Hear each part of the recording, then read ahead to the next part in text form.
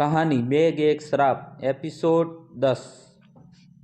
जब अर्जुन और समीर दोनों एक साथ पीयूष का पैर देखते हैं तो गंदा सा मुंह बना देते हैं। छी, कितना गंदा पैर है तेरा। बाल ही बाल है मोटे, कम से कम वैक्स तो करा लिया कर। पीयूष अपने पैर को देखता है और सोचने लग जाता है कि मैंने पानी के अंदर जो हाथ का निशान देखा था वो कहाँ गायब हो गया। यार भाई, मैं सच कह रहा हूँ, मैंने खुद अपनी आंखों से पानी के अंदर वो हाथ का निशान देखा था। पीयूष कहता है। मोटे, तुझे बिना पिए ही नशा हो गया, रात को पता नहीं तेरा क्या हाल होगा, समीर ने कहा। चल अब चलते हैं, काफ़ी देर हो गई है, अर्जुन ने कहा। वो तीनों अपनी जगह से उठते हैं और तालाब से हवेली की तरफ जाने लगते हैं। रुद्र नहा धोकर हवेली के बाहर खड़ा था। जैसे ही उसे अर्जुन, पीयूष और समीर आते दिखते हैं वो उनसे सवाल पूछता है। कहाँ गए थे तुम तीनों बिना बताए? तुम्हें पता है मेरा क्या हाल हो गया था? यार वो बस हम नहाने चले गए थे तालाब पर, समीर ने कहा। तालाब पर? रुद्र ने चौंकते हुए कहा। तभी वहाँ पर अनन्या और तन्वी आ जाते हैं। वो दोनों भी नहा ली थी और तैयार भी हो गई थी। कहाँ गए थे तुम तीनों? कब से हम लोग खाने पे तुम तीनों का इंतजार कर रहे हैं, अनन्या ने कहा। यार कहीं नहीं, बस यहीं पर थे, समीर ने कहा। अनन्या नोटिस करती हैं कि पीयूष को चुप चुप सा है। अनन्या पीयूष की तरफ उंगली करते हुए कहती, इस मोटे को क्या हुआ? ये इतना चुप चुप क्यों है? समीर हंसते हुए कहता है, मैं बताऊं? नहीं, रहने देना भाई, पीयूष ने कहा। नहीं, मैं तो बताऊंगा। बताना, जल्दी बता, अनन्या ने उत्साहित होते हुए पूछा। पता है, भाई साहब का तालाब के अंदर किसी ने पैर पकड़ लिया था। क्या? रुद्र ने चौंकते हुए पूछा। हाँ भाई, समीर ने कहा। अनन्या हंसते हुए कहती है, अच्छा हुआ किसी ने पैर पकड़ा, कुछ और नहीं पकड़ा, वरना हमारा पीयूष किसी को मुंह दिखाने लायक नहीं रहता। अनन्या की बात सुनकर पीयूष को छोड़कर बाकी सब हंसने लगते हैं। सभी लोग बातें ही कर रहे थे कि तभी रुद्र के चाची की बेटी आ जाती है और कहती हैं, रुद्र भैया, माँ तुम्हारा सबका इंतजार कर रही है अंदर खाने पे। हाँ तुम चलो, हम आ रहे हैं। चलो भाई चलते हैं, चाची ने खाना खाने के लिए बुलाया है, वरना नाराज हो जाएगी। सभी लोग हवेली के अंदर जाने लगते हैं। रात हो गई थी और शादी की सारी तैयारियां भी हो गई थी। पूरी हवेली को लाइटिंग से सजाया गया था जो कि बहुत सुंदर लग रही थी। गार्डन में पेड़ों के नीचे भी हरी वाली लाइट से सजाया गया था। शादी का मंडप भी बाहर ही लगा था और उस पर गोल्डन लाइट भी लगी हुई थी और मेहमान भी आने लग गए थे। समीर, अर्जुन और पीयूष तीनों रुद्र के कमरे में तैयार हो रहे थे। रुद्र तैयार हो गया था पर पीयूष अभी तक तैयार नहीं हुआ था। अबे मोटे, कितना टाइम लगेगा? शादी रुद्र की है, तेरी नहीं। जरा देख, रुद्र तेरे से पहले तैयार हो गया है, समीर ने कहा। ओ, क्या करेगा तैयार होकर, वैसे भी उसकी आज शादी होने वाली है, उसके बाद वो आदमी बन जाएगा। और हम तो कुंवारे हैं ना, तो कोई ना कोई तो कुंवारी लड़की ढूंढनी पड़ेगी ना। क्या कहा? आज से मैं आदमी बनने वाला हूँ? रुद्र ने पीयूष के पेट पर मुक्का मारते हुए कहा। तूने पेट देखा है अपना? आदमियों की तरह तो तेरा पेट निकला है मोटे। चल रहने दे, पीयूष ने कहा। पीयूष ने नीले रंग की शेरवानी पहनी हुई थी और वो उस पर बहुत जच रही थी। रुद्र ने अभी तक सेहरा नहीं बांधा था क्योंकि रस्म के अनुसार सेहरा दूल्हे की माँ बांधती है। रुद्र बेटा, कितना और टाइम लगेगा अभी तक? रुद्र की माँ की आवाज़ नीचे से आती है। बस 2 मिनट माँ, अभी आया, रुद्र ने चिल्लाते हुए कहा। सुनो माँ, मुझे नीचे रस्मों के लिए बुला रही है, तुम तीनों आ जाना, ठीक है? रुद्र ने अपने दोस्तों से कहा और वहाँ से जाने लगा। ठीक है, अर्जुन ने कहा। रुद्र जल्दी जल्दी से अपने कमरे से निकलता है। जैसे ही वो अपने कमरे से बाहर निकलता है जाके तन्वी से टकरा जाता है। अचानक रुद्र के सामने आ जाने के कारण तन्वी जमीन पर गिरने लगती हैं। तभी रुद्र तन्वी का हाथ पकड़ लेता है। तन्वी ने काले रंग का लहंगा पहना हुआ था और सफ़ेद रंग का गले में स्कार्फ डाला हुआ था। तन्वी ने अपने चेहरे पर छोटी सी काले रंग की बिंदी लगाई हुई थी और आंखों में सुरमा डाला हुआ था और कानों में छोटे छोटे झुमके लगाए हुए थे और तन्वी के हाथों में सफ़ेद और लाल रंग की चूड़ियाँ पहनी हुई थी। तन्वी किसी राजकुमारी से कम नहीं लग रही थी। ऐसा लग रहा था कि जैसे कोई चांद काली घटाओं में छुप रहा हो। तन्वी ने ठीक वैसा ही मेकअप किया था जब वो कॉलेज की फेस्टिवल पार्टी में किया था। रुद्र तन्वी की आंखों में देखता है और देखते ही देखते वो अपनी कॉलेज की यादों में खो जाता है। रुद्र को याद आता है अपने भोपाल का सीनियर होटल जिसमें उसके दोस्तों ने उसे स्पेशल पार्टी दी थी और जाने अनजाने में उसे तन्वी के करीब ला दिया था। उस वक्त सीनियर जूनियर को टास्क दे रहे थे। सब जूनियर्स को टास्क देकर हो गए थे और अब सिर्फ तन्वी और रुद्र बचे थे।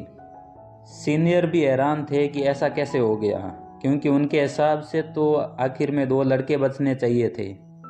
फिर उनको पता चलता है कि लिस्ट के हिसाब से तो एक लड़का आना चाहिए था, पर एक लड़की ज़्यादा आ गई।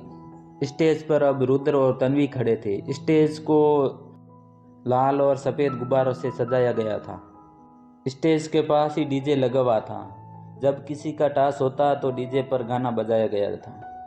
रुद्र ने सफ़ेद रंग का स्वेट और काले रंग की पैंट पहनी हुई थी और गले में ब्लैक रंग की टाई लगाई हुई थी, जो कि पार्टी का कोड था। सभी जूनियर लड़के उसी ड्रेस कोड में आए थे। तन्वी नीले रंग की फ्रॉक पहनकर आई थी, क्योंकि जूनियर लड़कियों का यही कहना था कि कोई भी लड़की जींस और टॉप में नहीं आएगी, सब ट्रेडिशन में ही आएगी। क्या नाम है आपका? एक जूनियर सीनियर लड़की ने प्यार से तन्वी से पूछा। जी तन्वी सर। और तेरा नाम क्या है? उसी सीनियर लड़के ने पूछा। जी रुद्र सर। तो देखा भाई लोग, तुम दोनों का ये टास्क है कि तुम दोनों को एक दूसरे से प्रपोज करना है, पर इसमें बदलाव है। बदलाव ये है कि जो तन्वी है वो लड़का बनेगी और जो रुद्र है वो लड़की बनेगा। उसी सीनियर लड़के ने कहा। सब सीनियर जोर जोर से हंसने लगते हैं। तन्वीर और रुद्र घबराने लगते हैं। तन्वी, तुझे कोशिश करनी है कि रुद्र से हाँ बुलवाने की, और रुद्र तुझे सख्त रहना है, तुझे हाँ नहीं बोलना है, ठीक है? एक सीनियर लड़की ने कहा। जी मैम, ठीक है। रुद्र और तन्वी ने एक साथ कहा। एक सीनियर लड़का रुद्र को पटा ला कर देता है। चल अब इसे ओढ़ ले और बचा ले अपनी लाज। रुद्र वो चुपचाप पट्टा ओढ़ लेता है और उसे पता है कि सीनियर से मना करना मतलब फालतू का पंगा, और फिर पूरे 4 साल के लिए वो कॉलेज जेल बन जाता है। ना ही तो आपको नोट मिलते हैं और ना ही किसी सीनियर का सपोर्ट। सुनिए, तन्वी प्यार से रुद्र से बोलती है, और रुद्र कोई जवाब नहीं देता। मैं ना आपसे बहुत प्यार करता हूँ, तन्वी ने कहा। तभी एक सीनियर लड़की बोलती है। ओ मैडम, फिल्में नहीं देखती क्या? ऐसे डायरेक्ट प्रपोज कौन करता है? थोड़े रोमांटिक बनो। मम्मी पापा ने क्या गुस्से में पैदा किया था तुम्हें? उस लड़की की बातें सुनकर सब लोग हंसने लगते हैं और तन्वी के हाथ कपकपाने लगते हैं। मैं ना आपसे बहुत प्यार करता हूँ, क्या आप मुझसे शादी करेगी? अरे ओ मैडम, तुझे प्रपोज करने को बोला था, तू तो सीधी शादी पर आ गई। बड़ी जल्दी है तुझे स्वागत की, उसी सीनियर लड़की ने कहा। तन्वी कप कपाते हुए फिर से बोलती हैं, आई लव यू। रुद्र कोई जवाब नहीं देता। सभी सीनियर मुंह खराब करते हुए कहते हैं, अरे यार इसे हटाओ। हाँ, इससे नहीं होगा। तभी एक सीनियर लड़का कहता है, रुद्र तुम वापस से लड़का बन जाओ और तन्वी तुम वापस से लड़की बन जाओ।